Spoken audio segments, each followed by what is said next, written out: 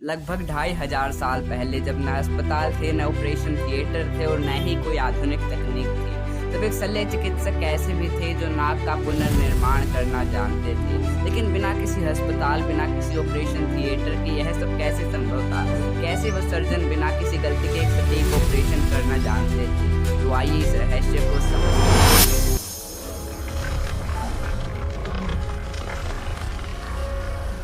पहले के समय में जब युद्ध में किसी की नाक कट जाती थी या फिर सजा के तौर पर किसी की नाक काट दी जाती थी, तब एक महान शल्य चिकित्सक ऐसे भी थे जो नाक का पुनर्निर्माण करना जानते थे। उन महान शल्य चिकित्सक का नाम था महर्षि सुश्रुत और उनकी एक प्रसिद्ध पुस्तक है जिसका नाम है सुश्रुत संहिता। इसमें केवल बीमारियों का वर्णन नहीं है बल्कि डॉक्टरों की ट्रेनिंग, घावों का इलाज और हड्डियों की चोट के बारे में भी विस्तार से बताया गया है। यही वजह है कि महर्षि सुश्रुत को आज भी सर्जिकल इतिहास में उनको फादर ऑफ सर्जरी की उपाधि दी जाती है। उनकी सबसे प्रसिद्ध काम था नाक का पुनर्निर्माण, लेकिन कैसे बिना किसी ऑपरेशन थिएटर के भी इतना सटीक ऑपरेशन कर लिया करते थे। तो आइए इसे आसान भाषा में समझते हैं। पहले के समय में जब किसी की नाक कट जाती थी तो उस पार्ट को ठीक तरीके से ऑब्जर्व किया जाता और फिर अगला काम होता नई नाक का माप लेना, यानी कि नई नाक का आकार कितना होना चाहिए।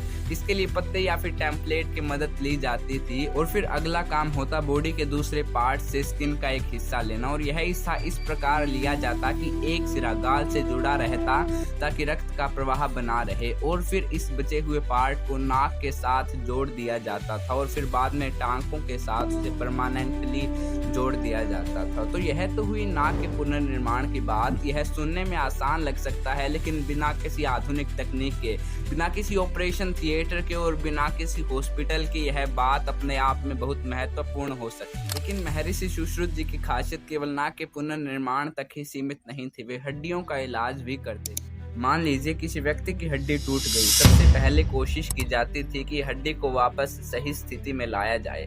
आज इसे हम रिडक्शन कहा जाता है। इसके बाद हड्डी को हिलने से रोकना जरूरी होता था। इसके लिए स्प्लिंट यानी सहारा देने वाली पट्टी या फिर ढांचा इस्तेमाल किया जाता था। आसान भाषा में हड्डी को सही जगह पर रखो और कुछ समय के लिए स्थिर रखो ताकि वह ठीक से जुड़ सके। सुश्रुत की परंपरा में हड्डी को भी एक विशेष स्थान दिया जाता है। अब जाहिर सी बात है, इतने बड़े बड़े ऑपरेशन करने के लिए उन्हें इंस्ट्रूमेंट्स की आवश्यकता तो पड़ती ही होगी। तो उनकी प्रसिद्ध पुस्तक सुश्रुत संहिता में 121 सर्जिकल इंस्ट्रूमेंट्स का उल्लेख भी मिलता है, जिसमें 101 यंत्र और 20 शस्त्र शामिल थे। यंत्र ऐसे औजार थे जिनका इस्तेमाल पकड़ने, दबाने, खींचने या जांचने जैसे कामों में किया जाता था और शस्त्र धारदार औजार थे जिनसे चीरा लगाने या काटने जैसे काम किए जाते थे। और सबसे दिलचस्प बात यह है कि महर्षि सुश्रुत ने सर्जरी को 8 भागों में बांट रखा था और मॉडर्न साइंस भी इसे 8 भागों में ही बांटती है। तो आइए इसे एक एक करके समझते हैं। पहला है छेदन, जिसे हम एक्सिशन कहते हैं, यानी अनावश्यक या फिर रोगग्रस्त हिस्से को काट कर निकालना। सेकंड इज भेदन, यानी कि जिसे हम इंसिजन कहते हैं, चीरा लगाना। थर्ड इज लेखन, यानी कि स्क्रैपिंग, खराब भाग को कुरचकर हटाना।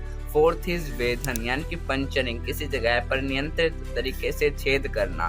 फिफ्थ इज एशन, यानी कि प्रोबिंग, घाव या किसी हिस्से को जांचने के लिए उपकरण से देखना या फिर टटोलना। एंड द सिक्स्थ इज आहरण, यानी कि एक्सट्रैक्शन, अंदर फंसी किसी चीज को बाहर निकालना। सेवंथ इज विस्रावण, इवक्शन, यानी अंदर जमे दूसरे द्रव को बाहर निकालना।